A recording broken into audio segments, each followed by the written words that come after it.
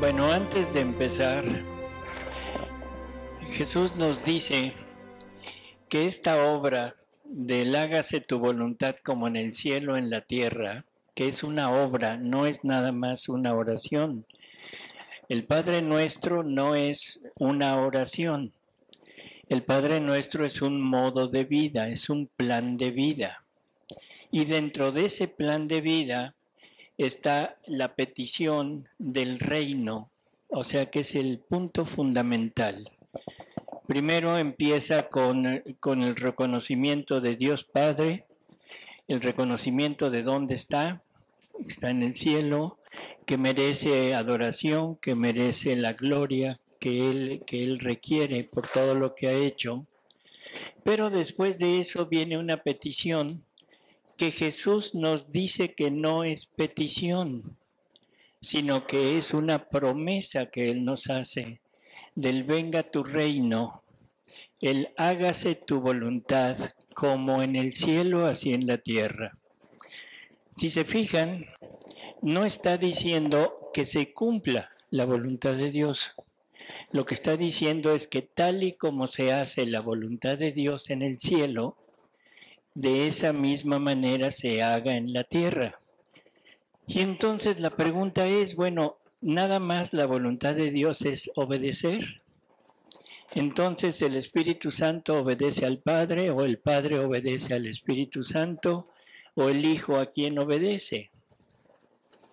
¿Se lo han preguntado? Es que se haga la voluntad de Dios como se hace en el cielo, de la misma manera se haga en la tierra. En fin, es una sola voluntad. Es un solo Dios verdadero en tres personas distintas, pero el Dios verdadero está en las tres personas. Por lo tanto, la voluntad de Dios, esa voluntad divina que está en el Padre, es la misma voluntad divina que está en el Hijo y la misma voluntad divina que está en el Espíritu Santo. Está actuando en tres personas distintas, pero con un solo origen, con un solo punto central, que es el único Dios verdadero. Por lo tanto, nos dicen, el Padre es la obra creadora, el Hijo es la obra redentora, y el Espíritu Santo es el amor, que esa es la tercera obra de Dios, que es el hágase tu voluntad como en el cielo, así en la tierra. Por lo tanto, Jesús dice, la obra del fiat voluntas tua, o sea, el hágase tu voluntad como en el cielo, en la tierra, es donde el Espíritu Santo hará desahogo completo de su obra. El Espíritu Santo, como hablábamos el día de ayer, lo que Él tiene que hacer es comunicar lo que Él tiene, y lo que Él tiene es vida divina. Por lo tanto, si esa es la obra del Espíritu Santo, vamos a ponernos un poquito en nuestro interior. Vamos a pedirle a este Espíritu Santo que nos abra un poco la mente, que nos infunda un poco de sus dones para poder entender con mejor claridad. Entonces yo les pido que en su interior, hagan este acto de decirle, Señor, ven, ilumíname, abre mi mente y para poder entender lo que hemos estado hablando. ¿De acuerdo? Tienen 4 horas para que sea pronto para ponerse en contacto con él. No, es nada más una cosa interior. El día de ayer hablábamos de lo que Cardenal Ratzinger empezó a proponer como una propuesta de él y que poco a poco va a ir evolucionando. Cardenal Ratzinger conoció los escritos de Luisa, sí, porque cuando iban a beatificar a Aníbal di Francia, o sea que él era el censor de los escritos de Luisa, el hecho de haber tenido Aníbal, el haber puesto el Nihil Obstat en los primeros 19 volúmenes de Luisa, eso era causa para que no lo beatificaran, porque los escritos de Luisa habían sido prohibidos, habían sido puestos en el índice de libros prohibidos. Por lo tanto, eso invalidaba la causa de beatificación. Como les dije ayer, el arzobispo don Ricardo Guízar en México nos dice que es el momento de llevarle a Cardenal Ratzinger los escritos para que vean y analicen esto de la beatificación de Aníbal. Se le llevaron los escritos, el cardenal Ratzinger no dijo nada, pero el resultado es que lo beatifica. ¿Qué pasó? Lo más probable es que tuvieron que investigar, tuvo que leer y después sabemos que siguió leyendo. En esto que vamos a presentar es ese testimonio de él en homilías, en escritos que él va haciendo, pero nos va mostrando poco a poco cómo todo lo que Jesús había comunicado a través de Luisa ahora se lleva a cabo ya como una realidad y como vimos también el día de ayer que coincide perfectamente con la doctrina de nuestra iglesia, que no tenemos nada que temer, nada que sea separado de nuestra doctrina. Entonces se los voy a ir leyendo. Y dice, el día 30 de junio del 2001, el cardenal Ratzinger hablaba acerca de la nueva evangelización. Decía que somos un proyecto incompleto, que nuestra vida es una cuestión abierta, un proyecto por completar. Y expresaba que la pregunta fundamental de todos los seres humanos es ¿cómo se realiza este llegar a ser hombre? ¿Cómo se aprende este arte de vivir? ¿Cuál es el camino de la felicidad? ¿Se acuerdan que ayer hablábamos de que en realidad todavía en la actualidad no somos hombres? No somos hombres. Porque si el hombre verdadero es Jesús, para ser hombre debemos ser semejantes a Él, que eso es lo que nos dicen, que fuimos creados a imagen y semejanza de Dios en su Hijo Jesucristo. Por lo tanto, el hombre creado, ese Adán del que hablábamos el día de ayer, fue la santidad creada por Dios, esa santidad perfecta que Dios había creado. Pero como el hombre se sale, el hombre desobedece, el hombre pierde lo que le dieron como un regalo, como un don, que era la participación de la vida divina, de la naturaleza divina, de todo lo divino. Por lo tanto, el hombre se quedó fuera de la igualdad con Jesús. Nos quedó la imagen, pero no la semejanza. Y aquí, Cardenal Ratzinger creo que lo expresa de una manera muy simple, muy sencilla, cuando nos dice que como decía que somos un proyecto incompleto. ¿Qué es un proyecto incompleto? Es algo que se va a realizar, pero que en la actualidad todavía no estará llevado a cabo, no está en totalidad. Si somos, ¿qué quiere decir? Que todos nosotros somos un proyecto incompleto. ¿Y qué proyecto puede ser? ¿El llegar a ser ingenieros? ¿El llegar a ser sacerdotes? ¿El llegar a ser médicos? No, el llegar a ser hombres. Que es lo que San Juan nos decía, lo que leímos ayer en la primera carta. Que decía, sabemos, ya somos hijos de Dios, pero lo que debemos ser a futuro no lo conocemos. Y eso lo podremos saber, lo podremos conocer cuando Jesús se manifieste plenamente. Entonces somos un proyecto incompleto, que nuestra vida es una cuestión abierta, un proyecto por completar. Expresaba que la pregunta fundamental de todos los seres humanos es ¿cómo se realiza este llegar a ser hombre? La pregunta que deberíamos de tener siempre en nuestra mente es cómo llegar a ser hombres. Acuérdense que hombres es genérico, ¿eh? Seres humanos.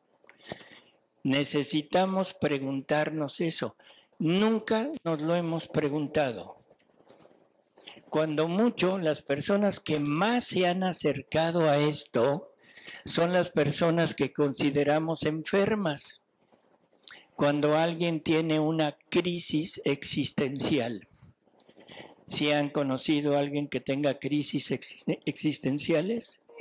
Alguien que se pregunta, ¿qué soy? ¿Para qué estoy en este mundo? ¿Se lo han preguntado ustedes? Bueno, entonces todos hemos tenido crisis existenciales. Todos hemos tenido esa pregunta en la mente. ¿Y qué se han respondido? ¿Cuál es la respuesta que hemos dado? Lo que somos en la actualidad. Exactamente, lo que somos en la actualidad es la respuesta que nosotros hemos dado a esa pregunta. Algunos son exitosos en modo humano, algunos son más o menos y otros son fracasados. Pero todos hemos tenido una respuesta incorrecta, porque no es nuestra finalidad en este mundo.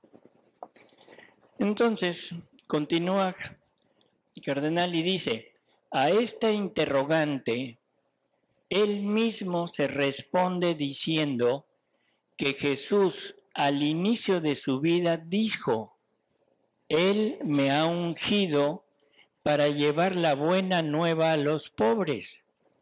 Y esto quiere decir, yo tengo la respuesta a esta pregunta, ¿sí? Os la enseño, yo soy el camino, yo soy la vida, yo soy la verdad. Esta es la respuesta.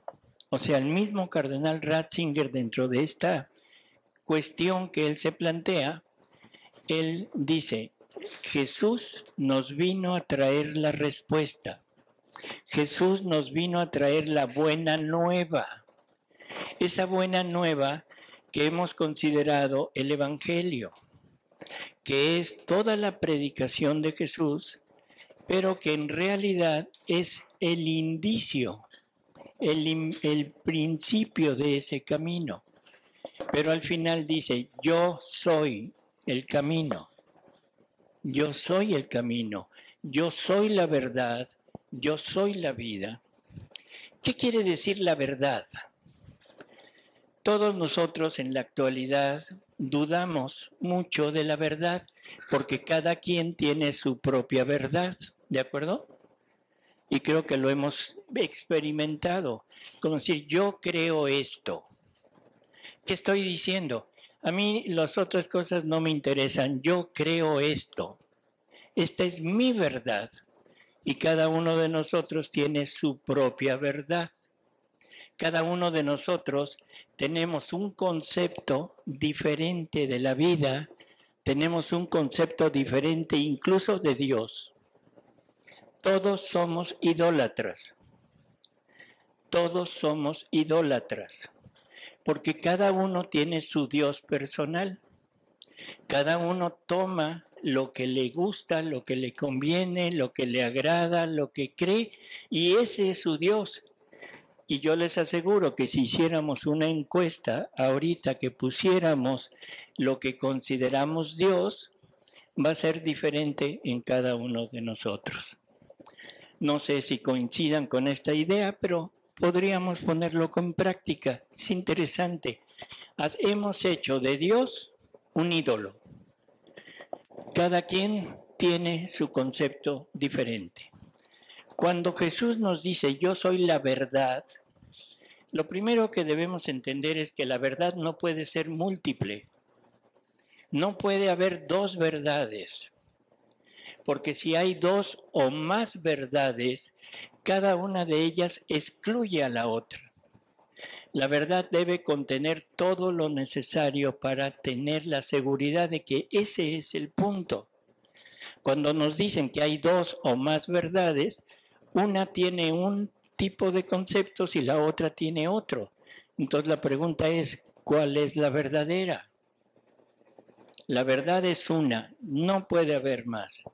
Que no la queramos aceptar, eso es otra cosa. Pero Jesús nos viene a traer la buena nueva, y la buena nueva es: yo soy la verdad. ¿Quieren conocer la verdad? Aquí estoy. ¿Quieren saber exactamente todo lo que ustedes son, todo lo que ustedes deben conocer, hacia dónde deben marchar? Véanme, yo soy la verdad. Yo soy el camino. Yo soy el camino. ¿Qué quiere decir? ¿Que vamos a caminar por donde caminó Jesús? ¿Eso querrá decir? No, claro que no. Yo soy el camino, no es síganme en el camino, yo soy el camino. Por lo tanto, para poder caminar en este punto, necesito entrar en Jesús, que Él es el camino. No sé si queda claro. Una cosa es síganme y otra cosa es penetren en mí. Yo soy la verdad, yo soy el camino. Y luego, yo soy la vida, la vida. Si no están en mí, están muertos. Y uno dice, no, momento, ¿cómo que muertos? Están muertos. Si no estamos en Jesús, si no estamos en el principio de nuestra existencia, estamos muertos. Porque después de la falta original, después de la desobediencia de Adán, el hombre quedó sentenciado irremediablemente a la muerte física y a la muerte espiritual. Por lo tanto, si no estamos en Dios, si no estamos en Jesús, estamos muertos. Que eso es lo que hablábamos ayer, de cuando Jesús se vuelve pecado, se vuelve el hombre más pecador del universo, sin haberlo cometido, porque está tomando nuestras vidas, que son muertes, y muertes para Dios son pecado. Son pecado. Lo toma Él y lo lleva ¿a dónde?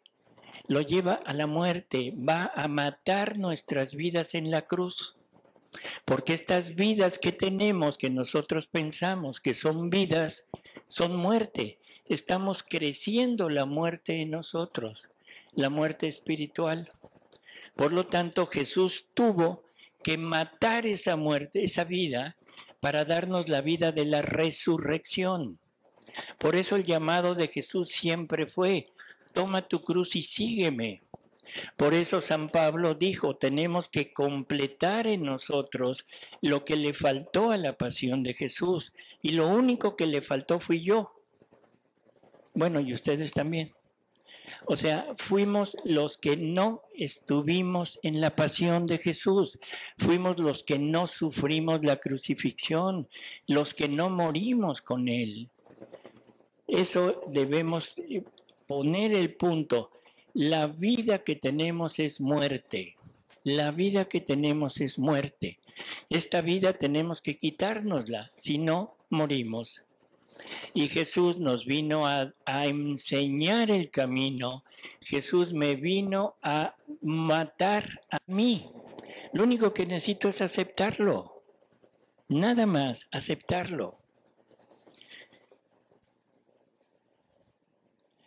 Dice, el día 19 de abril del 2005, el cardenal Ratzinger fue elegido como papa, el número 265 de la Iglesia Católica. Toma el nombre de Benedicto XVI. La que sigue. Bueno, dice, estas nada más son palabras de su santidad Benedicto XVI acerca de la unión de voluntad divina y humana. La que sigue. En el libro de Jesús de Nazaret, en el primer volumen de este trabajo de él, dice, existe una voluntad de Dios con nosotros y para nosotros, que debe convertirse en el criterio de nuestro querer y de nuestro ser. Primera cosa que hay que entender, cuando aquí se habla de querer, se está hablando del acto. Cuando escuchen querer, siempre es el acto. En los libros de Luisa, toda esta revelación que le hace Jesús, hay tres palabras que parece que se usan indistintamente, que son fiat, querer y voluntad, pero son totalmente diferentes. Fiat, ya dijimos ayer, ¿qué es el fiat? Bueno, sí, pero ¿qué es? ¿Quién es? El verbo eterno. El verbo eterno es el fiat, porque el verbo eterno es la palabra de Dios, y Dios todo lo crea, todo lo hace a través de su palabra, y su palabra fue fiat, fiat lux. Entonces, el fiat es el hacedor de todo lo que Dios quiere. Es el hacedor, el que lleva a cabo todo lo que Dios propone y todo lo que Dios quiere tener. El acto, cuando ya está realizado, se le nombra querer. Es el querer. El querer divino, que es el acto único de Dios, es en donde están encerrados todos los actos de Dios. Dios tiene un solo acto. Esto supongo que sí lo saben. Dios no tiene actos sucesivos, tiene un solo acto. Y de ese acto, todo lo que nosotros conocemos como creación, redención, santificación, son los efectos de ese acto. Pero Dios tiene un solo acto, que es el querer divino. Nosotros también, todos nuestros actos son producto del querer humano. Ese es el querer humano el que está formando los actos, ¿sí? Y podríamos decir al final de cuentas que somos también un acto único, porque todos nuestros actos están siendo formados por nuestra voluntad. Eso en un momento lo clarificamos un poco más. Y luego la voluntad, esa gran palabra que no hemos entendido. Siempre hemos tenido en cuenta que la voluntad de Dios es lo que Dios quiere, lo que Dios desea y que nosotros tenemos que obedecer, que cumplir. Cumplo la voluntad de Dios, estoy bien con Él. No la cumplo, estoy mal con Él. Bueno, esa es la parte más simple de lo que es la voluntad de Dios. La voluntad es el motor, es el impulso, es lo que mueve al ser. Nuestra voluntad es la que nos mueve, es la que nos permite o nos lleva a cabo, nos lleva a hacer cosas diferentes. Los ejemplos de siempre, estamos sentados, bueno, están sentados. Ustedes tienen todo lo necesario para poder caminar, para poder correr, para poder brincar, pero ahorita, en este momento, no lo están haciendo. ¿Qué necesitan para pararse y caminar? Que su voluntad diga, párate y vámonos. O sea, es el motor, es de donde surge el impulso para poder obrar. Entonces, la voluntad es el motor de nosotros. Dios tiene una voluntad, que es la voluntad divina.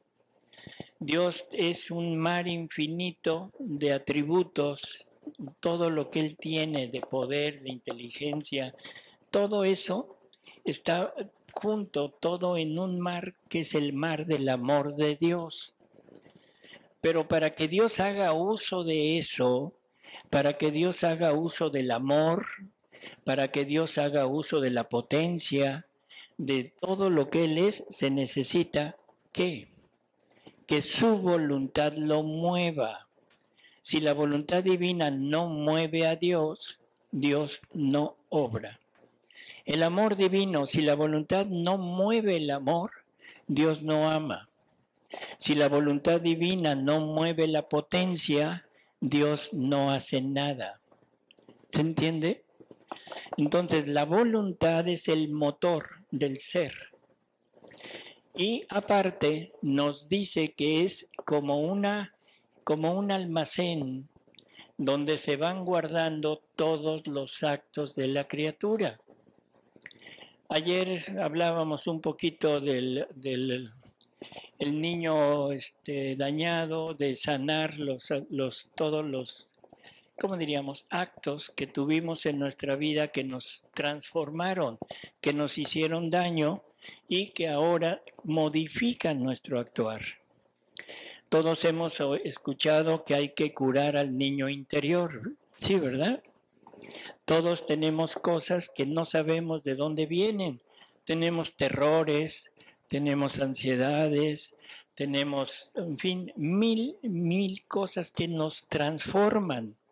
Eso es que son actos de nuestra vida que están en nuestra voluntad y que nos están causando trastorno porque fue algo que no resolvimos en aquel tiempo, pero todo está guardado en nuestra voluntad. Entonces, fiat, hacedor, voluntad, el motor y querer, el acto. ¿De acuerdo? Entonces, cuando nos dice que existe una voluntad de Dios con nosotros y para nosotros, que debe convertirse en el criterio de nuestro querer y de nuestro ser, está hablando de la manera más simple de lo que es la voluntad de Dios, lo que Dios quiere que hagamos y que eso debería de ser la norma para nuestro comportamiento. Yo cumplo o no cumplo la voluntad de Dios, los mandamientos. Estamos hablando de ese inicio hace miles de años allá con Moisés, en que le empieza a decir por dónde debemos marchar. Esa voluntad de Dios que está expresada para que nosotros sepamos cómo comportarnos. Y es una voluntad de Dios que nos debe servir como criterio. Yo sé para dónde actuar. Y luego dice, ahí donde se cumple la voluntad de Dios, ahí está el cielo. Donde se cumple la voluntad de Dios, ahí está el cielo. Porque la esencia del cielo es ser una sola cosa con la voluntad de Dios. Curiosísimo. ¿Qué está diciendo? Con lo que hemos ido hablando, ya podemos medio entender qué es el cielo. ¿Qué es el cielo? Bueno, es un estado, pero conforme a esto, ¿qué es el cielo?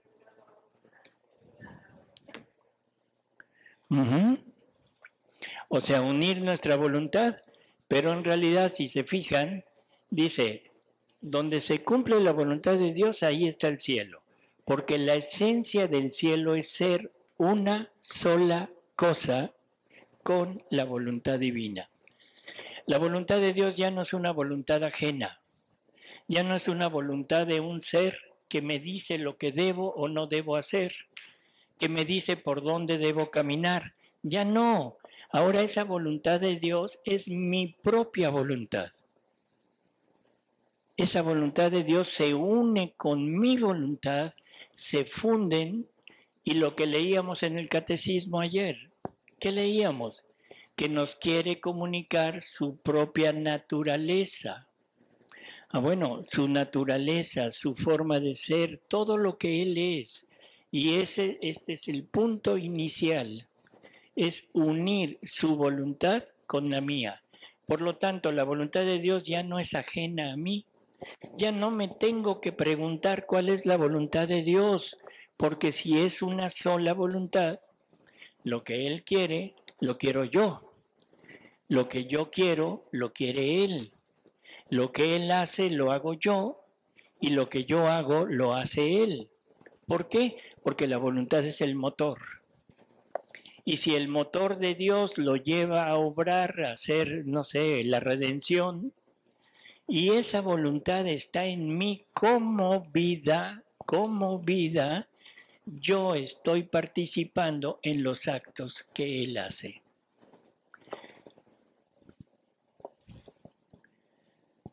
Dice, el reconocimiento del Dios viviente es un camino hacia el amor, y el sí de nuestra voluntad a la suya une inteligencia, voluntad y sentimiento en el acto totalizador del amor. Reconocimiento del Dios viviente es un camino hacia el amor.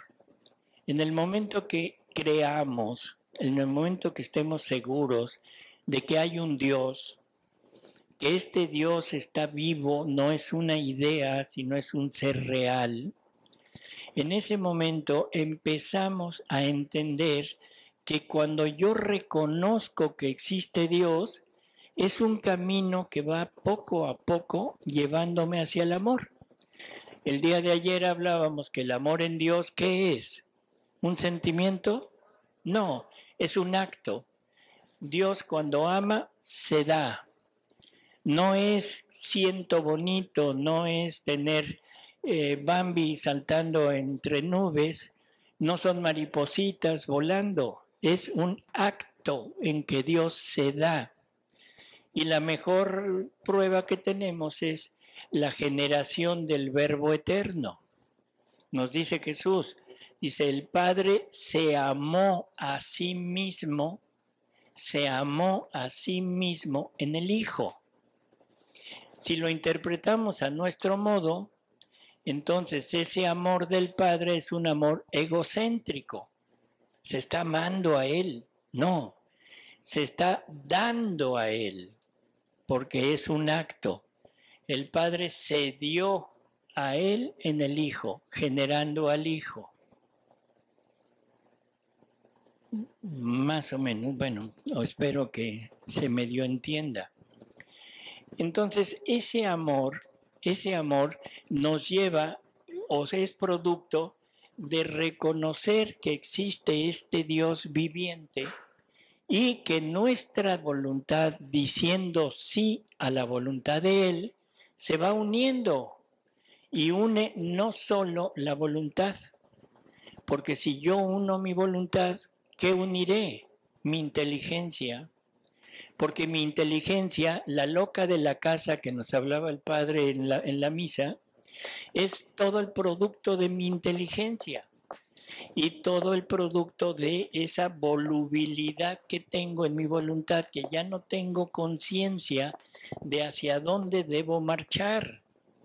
Por lo tanto, la inteligencia se une a la memoria y hacemos un verdadero revuelo en nuestra mente. Y como dijo el padre, ¿en qué están pensando? ¿En qué dijo? En los tamales, en las cebollas, porque mañana viene el compadre a comer. ¿Sí? O sea, cuando estamos puestos en esta relación con Dios, la mente no tiene una dirección. Y no tiene una dirección porque nuestra voluntad está desunida de Dios. Y nuestra voluntad lo único que está teniendo está girando en lo que hemos vivido. Y lo que hemos vivido es todas las experiencias que tenemos, todos los recuerdos que tenemos. Y entonces las tres potencias del alma, cada una jala para donde quiere. La memoria trae el recuerdo de lo que nos conviene, de lo que nos gusta, no lo que nos conviene. Trae el recuerdo del placer, trae el recuerdo del poder, trae el recuerdo de todo lo que hemos vivido, de qué bueno es tener, qué bueno es poder disfrutar, qué bueno es poder llevar a cabo lo que yo quiero. Esto es lo que la memoria me pone enfrente. No me pone enfrente a Dios. ¿Por qué? Porque no lo conocemos. Porque nunca hemos educado la parte espiritual. Por lo tanto, mi memoria no tiene ni memoria de Dios.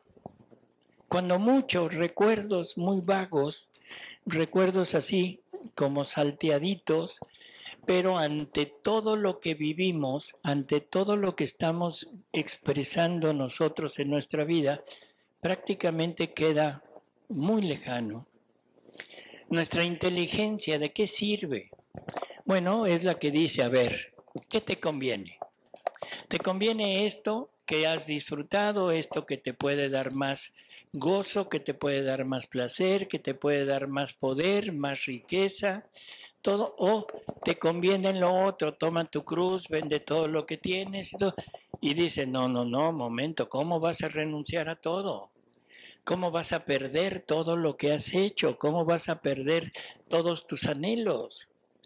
Entonces, entre la inteligencia y la memoria, esa es la loca de la casa y empiezan a hacer un barullo, pero la parte dirigente es la voluntad.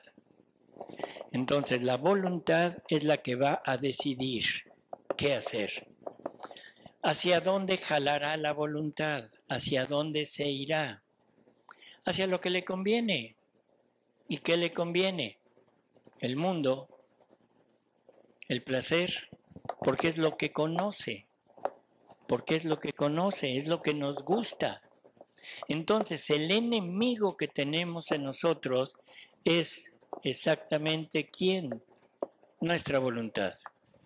El peor enemigo que tenemos es nuestra voluntad, no es el demonio, porque siempre nos han hablado del demonio. Perdón, el demonio no es tan así, no es lo que nos dicen, porque el verdadero demonio es mi voluntad. Nos dice Jesús en el libro del cielo que todas las potencias diabólicas juntas, todo el infierno junto, no puede nada contra un alma decidida a enfrentarlo y a vencerlo. Por lo tanto, creo que es necesario entender esta verdad. El demonio no nos puede tirar, pero lo hemos usado como el pretexto perfecto. No sé si me explico. Este señor llega a su casa después de 3 días de ausencia. Miren, se hace como que no oye, pero... o sea, llega después de 3 días de andar de farra, en fin, y llega con la esposa y la esposa con una cara así. Ay, viejita, es que el demonio me puso una tentación. No pude resistir y me tiró el demonio. Y todavía espera que le diga a la esposa, sí, cómo no, viejito. O sea, el demonio nos ha servido de pretexto. No somos presa del demonio, somos presa de nuestra voluntad. Así que el enemigo más tremendo que tenemos somos nosotros mismos. Entonces dice, en la medida que yo me voy acercando al amor, o sea que me voy dando, no solo voy uniendo mi voluntad, sino voy uniendo mi inteligencia y voy uniendo mi memoria o el sentimiento. Por lo tanto, empiezo a ser uno con Él. Empiezo a pensar como Él. Empiezo a desear como Él. O sea, ya no me divago. La loca de la casa se empieza a apaciguar. Ya le dimos una que otra droga para que se calme y no esté dando molestias. Continúa y dice, la historia de amor entre Dios y el hombre consiste precisamente en el hecho que esta comunión de voluntad crece en comunión de pensamientos y de sentimientos. Claro, en la medida que yo voy adoptando la voluntad de Dios como mía, en ese momento mi pensamiento, mi inteligencia y mi sentimiento se van uniendo a la memoria, a la voluntad y a todo lo que Dios es. Ya empieza a quitarse esa lucha que hay en nuestro interior. Dice, y así nuestro querer, o sea, nuestro acto y la voluntad de Dios van coincidiendo cada vez más. Ya la voluntad de Dios ya no es ajena a mí, ya no es algo que tengo que cumplir, es lo que yo quiero hacer. Es lo que yo quiero hacer.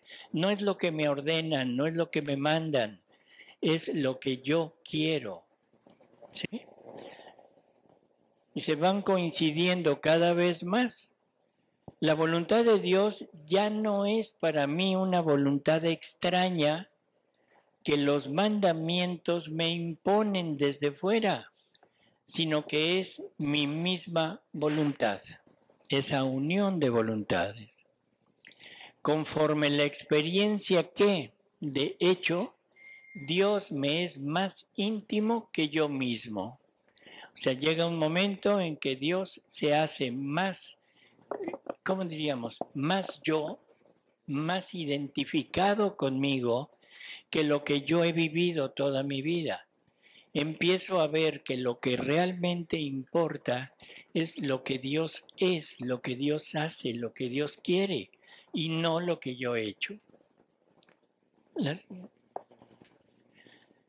Dice, la amistad no es solamente conocimiento, es sobre todo comunión del deseo. Significa que mi voluntad crece hacia el sí de la adhesión a la suya.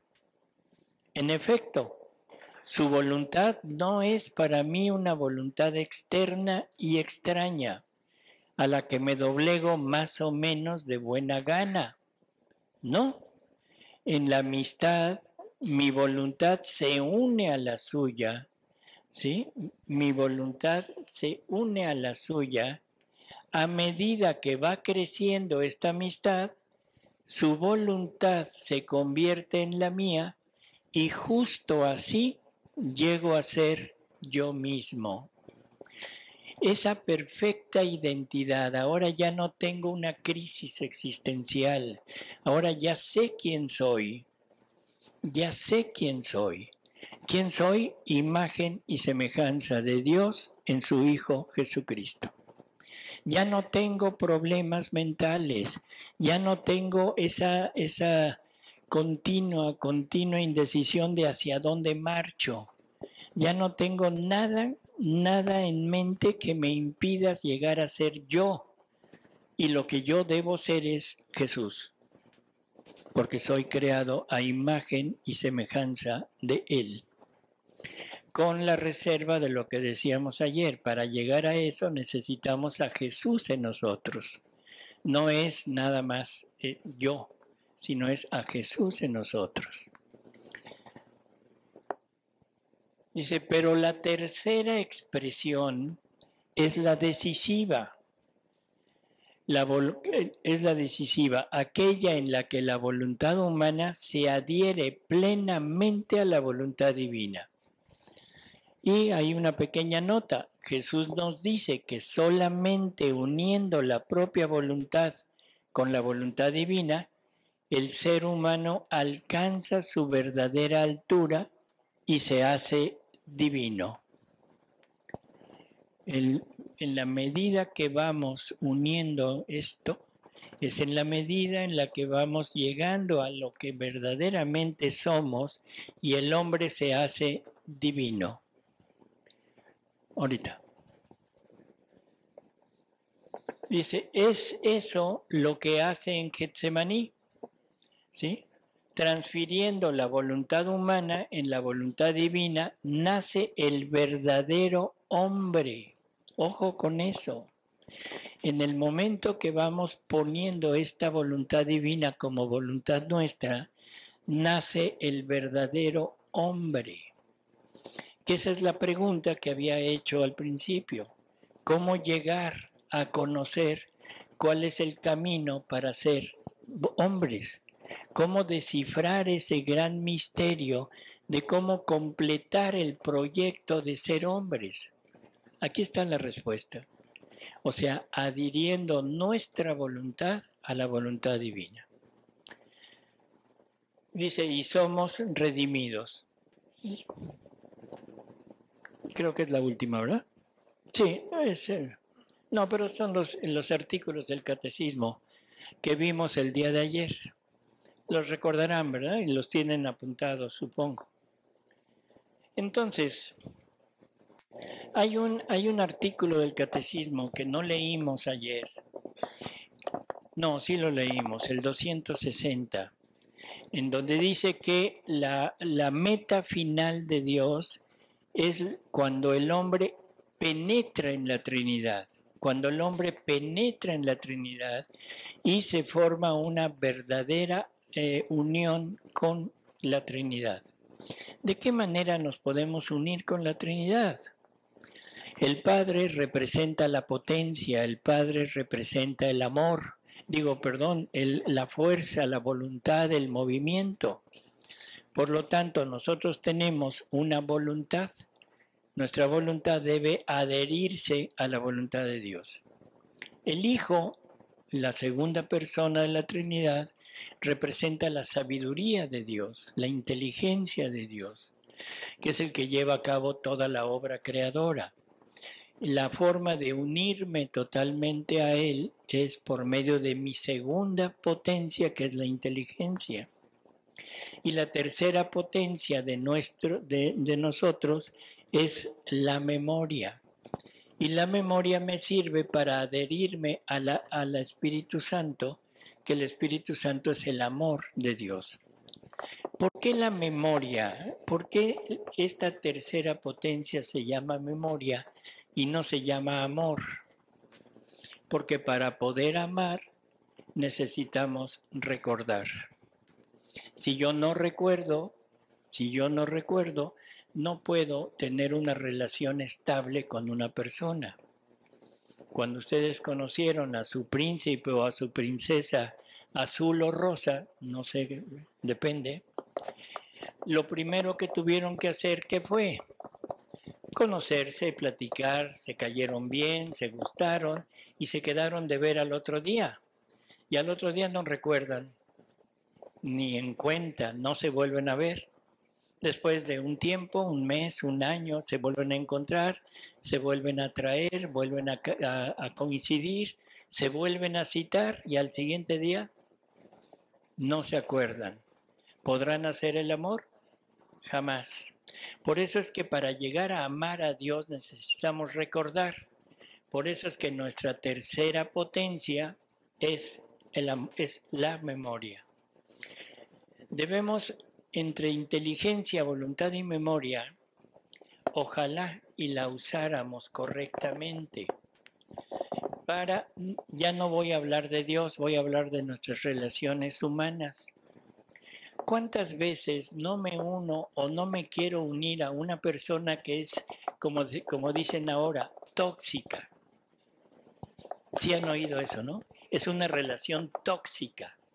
Es una relación en donde me quieren dominar, en donde me tienen agarrado, en donde no puedo dar un paso porque luego está ahí el pegoste, el ser amado. ¿Sí? Y eso, yo pregunto, ¿en dónde estamos? En una dependencia. ¿Dependencia de qué? De otra persona y de otra persona tóxica. Porque lo tóxico produce vicio. Somos hechos, tenemos en nosotros la costumbre de ser dominados. No sé si estemos de acuerdo o no, pero donde nos dicen por dónde marchar, ahí marchamos, aunque nos digan aunque sepamos que por ahí no debería de ser. Ejemplos muy rústicos. El día de mañana aparece el artista de fama con un hueso atravesado en la nariz. Para pasado mañana aquí hay 3 o 4 personas con un hueso atravesado en la nariz. Y para dentro de un mes todos, hasta el padre, trae hueso atravesado. O sea, somos dados a seguir. Yo siempre he dicho, tenemos un cencerrómetro.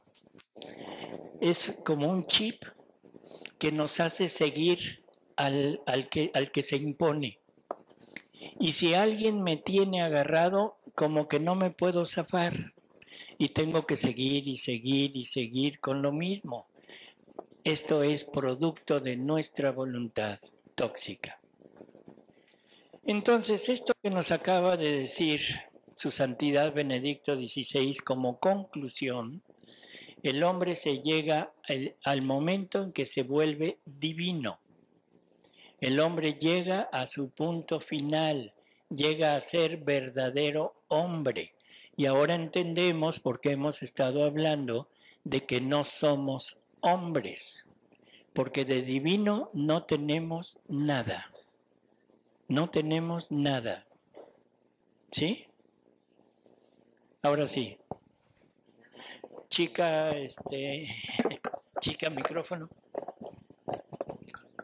Solo quería preguntar ese documento de Benedicto XVI. ¿Qué documento dijo que era o de dónde podemos leer eso? En el libro de Jesús de Nazaret. Ah, ok. En el libro de Jesús de Nazaret Y de Benedicto hay una XVI. encíclica, una locución de él, pero Sí. bueno, al rato le digo. Ok. Nomás quería saber para leerlo después con calma.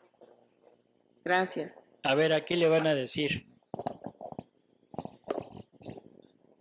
Deus Caritas es 17. Es la encíclica.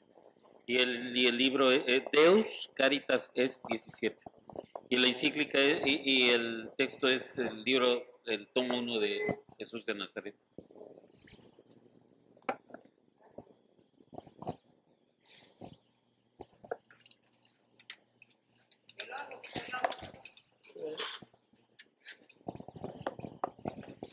¿Alguna otra pregunta?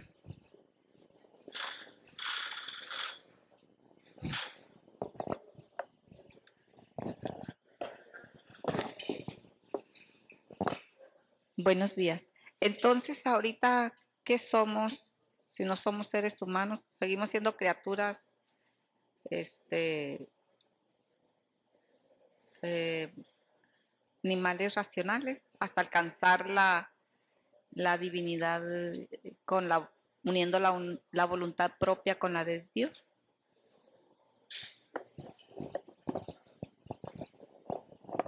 Como que esa cosa quedó muy, muy adentro, ¿no? ¿Qué somos?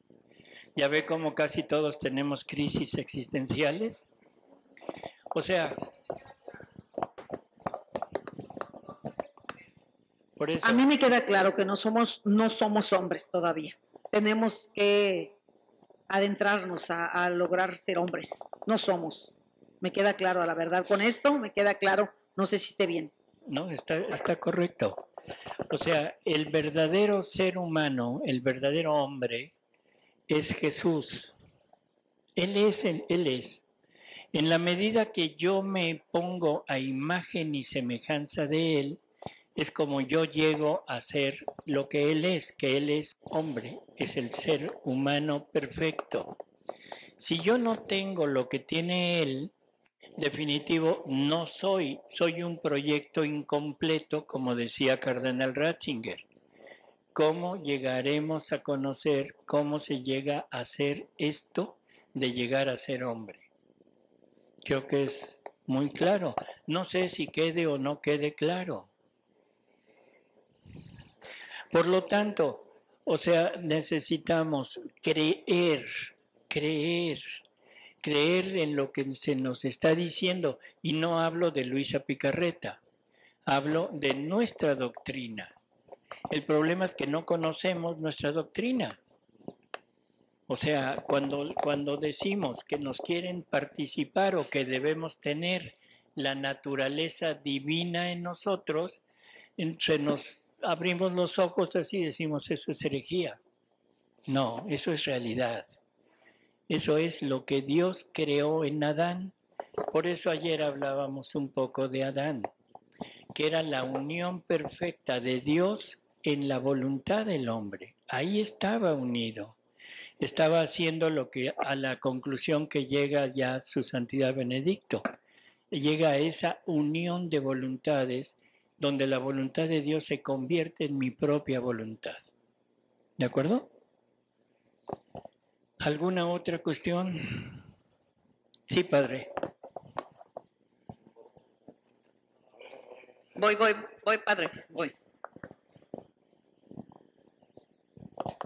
No quise hace ratito intervenir porque estaba muy interesante lo que estaba comentando, pero como que me quedó un poquito algo de duda ahí donde nos dice que el reconocimiento del Dios viviente es solamente el camino para conocer al Dios verdadero, el Dios pleno. Nos hablaba ahí del Padre, Hijo y Espíritu Santo, que entre sí mismos se están manifestando el amor. Pero ese amor, ¿en qué momento nos decía que no es un amor egocéntrico? Entonces, ¿en qué momento se manifiesta ya al ser humano?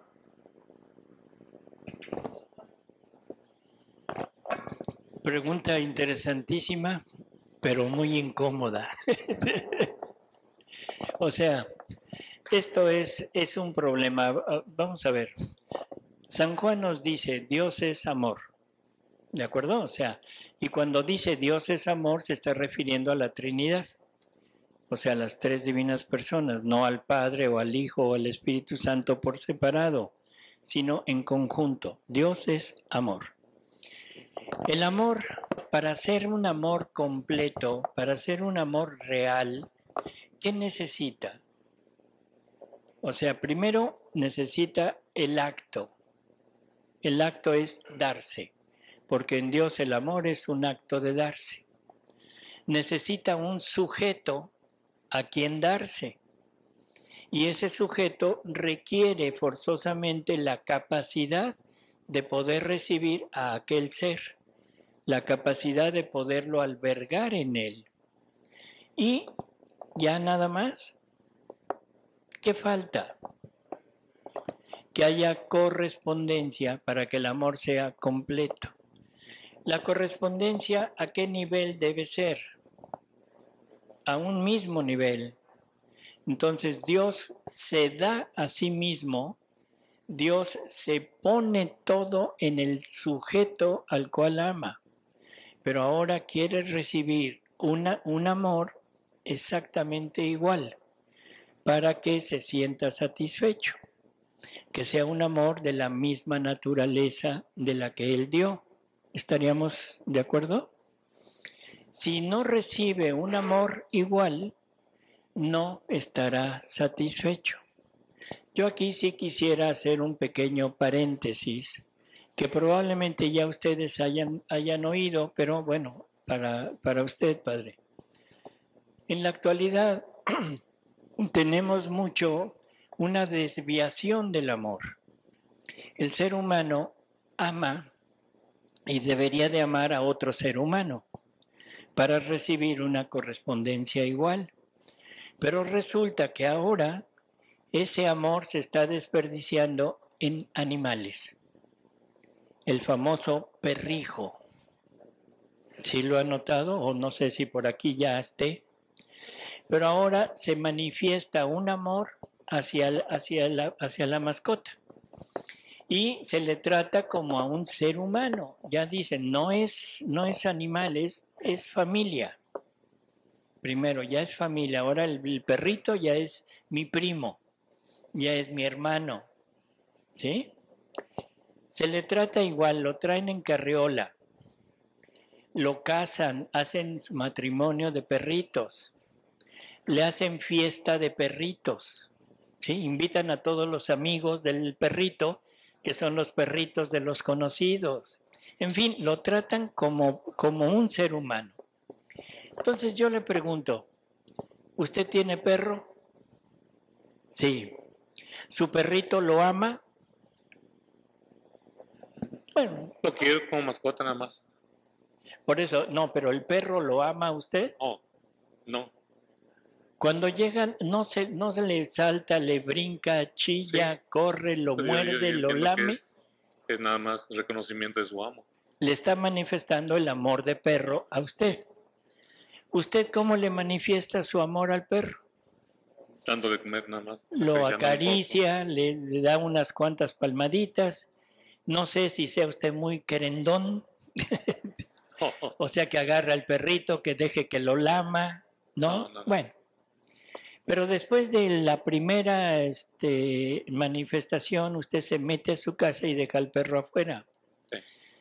¿Por qué no para manifestar? Bueno, ¿cómo se queda el perro? Triste. ¿Por qué? Porque el objeto de su amor perruno, usted ya se metió. Y usted queda totalmente como llegó, no le interesa nada.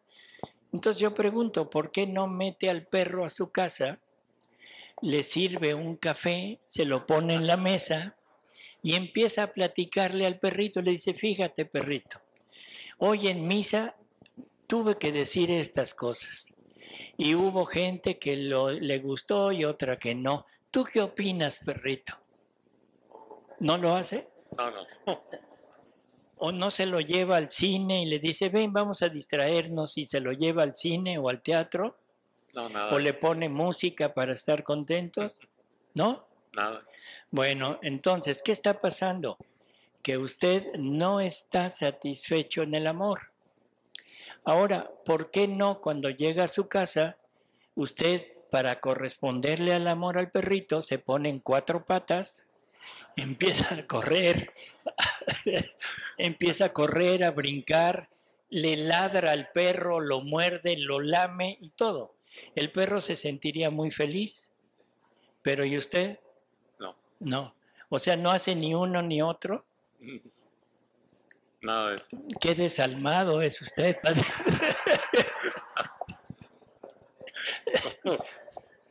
No hay correspondencia en el amor. No hay correspondencia. ¿Por qué? Porque no son de la misma naturaleza. Así es. O sea, se necesita un ser de la misma naturaleza para poder ser correspondido. Dios es igual. Entonces, Dios se ama a sí mismo, o sea, se da a sí mismo. No es amor de sentimiento, sino es de acto. Y ahí es generado el Hijo, segunda persona de la Trinidad. Entiendo. Entonces, ese momento, ese acto, es cuando Jesús encarna. ¿Cómo? Cuando Jesús encarna ya en la humanidad, en María. Es el acto ya en el que sale de esa Trinidad, Padre, Hijo y Espíritu Santo. Ya no es la entrega mutua del amor entre ellos, sino que ahora sale a la humanidad. Sale a la humanidad. O sea, el deseo del Padre, lo que el Padre quiere, es tener una criatura fuera de ellos, a la cual pueda amar en plenitud, se pueda dar en plenitud y pueda corresponderle en plenitud. Entonces, para eso se necesitaba ¿qué? Que fuera un Dios igual que Él, ¿sí? Que fuera un Dios igual que Él para poder tener esa relación. Pero resulta, Dios lo puede todo, eso estamos de acuerdo. Por lo tanto, ¿podría haber creado un Dios? Sí, pero ya no sería igual, porque sería creado y Dios es increado. Entonces ya no tendría la capacidad de poderlo recibir. Surgía entonces otra pregunta. Si Dios, para hacer ese acto de amor, tendría que ser con otro Dios, entonces lo hace en María. Espéreme, tranquilo. O sea, entonces se requiere un ser igualito a Dios, pero que esté fuera del núcleo de la Trinidad para poder entablar.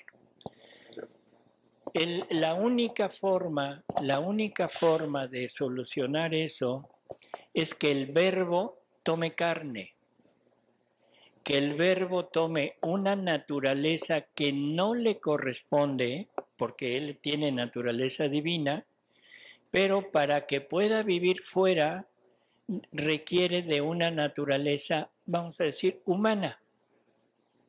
¿Sí? Por lo tanto, San Pablo nos dice que, hablando de Jesús, que Él es el primogénito de toda la creación. O sea, la humanidad del Verbo eterno es lo primero que lleva a cabo el Verbo como correspondencia al Padre. O sea, le dice, aquí está, esta humanidad mía es la que yo pongo fuera para que tú puedas amar o nosotros podamos amar y poder ser amados desde fuera. Y por eso es que San Pablo nos pone a Jesús como el primogénito de toda la creación. Y luego, que decíamos ayer, ¿qué hace esta humanidad? ¿Qué hace este hombre divino? ¿Qué hace? Es el que lleva a cabo toda la creación. Ya no es el verbo solo, sino es el verbo unido con el hombre. Por eso San Pablo nos dice, hablando de Jesús, que todo fue creado por Él, para Él y en Él. Entonces, ayer hablábamos de esto. La humanidad del Verbo Eterno, Jesús, que es el que vamos a conocer en el tiempo, es el que lleva a cabo toda la creación y nosotros fuimos creados por Él, fuimos creados para Él y fuimos creados en Él. Por lo tanto, ¿qué quiere decir? Mi vida es creada por Él, pero no para mí, sino para Él. Y no fuera de Él, sino unido a Él. Entonces, mi verdadera finalidad es estar en y con Él y en Él, o sea, unido indefinidamente. Entonces, eso es la obra que lleva a cabo el Verbo Eterno, pero a través de la humanidad que había tomado. En eso se distingue entonces de la creación del primer hombre, de Adán. Ahí vamos ahorita. Entonces, en esas dos acciones, tanto la acción del Padre generando al Hijo, como el Hijo correspondiendo, o sea, tomando una humanidad, y esa humanidad del Verbo creando todo, ahora esas dos acciones se unen y de ahí proviene el Espíritu Santo. O sea, el Espíritu Santo proviene, ya se me olvidó, bueno, viene de esas dos acciones, procede de las dos acciones. O sea, el Espíritu Santo encierra en él la acción del Padre y la acción del Hijo, ¿sí? Por eso es que el Espíritu Santo es el amor ya completo, el amor perfectamente formado. Ahí es el amor. Y ahora, este amor tiene que llevar a cabo la tercera acción del amor, que ¿cuál es? El comunicar lo que es. Comunicar. La acción del Espíritu Santo es comunicar lo que Él tiene, y lo que Él tiene es vida divina. ¿Y eso a quién se lo va a comunicar? A la humanidad del Verbo Eterno, porque es verdadero hombre. No se nos olvide, ese punto es esencial. No es una imagen, no es una forma no es un disfraz del verbo, es un verdadero hombre.